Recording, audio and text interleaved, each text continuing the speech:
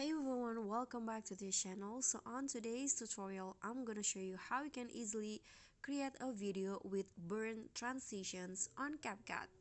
So after you import your clips, you just need to click on the box, the transition box, and then click on the light tab, and in here find the burn transitions. So actually there are three type of burns transition: burn 1, burn 3, and also the burn 2, of course. So you just need to choose which one that you think fits your video the best. This is the burn 1. Let's see the result. This is the burn 3, and this is the burn 2. Okay, I think I'm gonna just use the burn 1 here, and then you can adjust the duration and click on apply to all.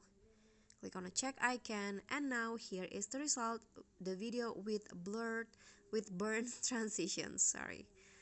Okay, so that's all from me. Thank you guys so much for watching. I hope this will be helpful. Thank you. Don't forget to like, comment, subscribe, and also click on thanks. Bye.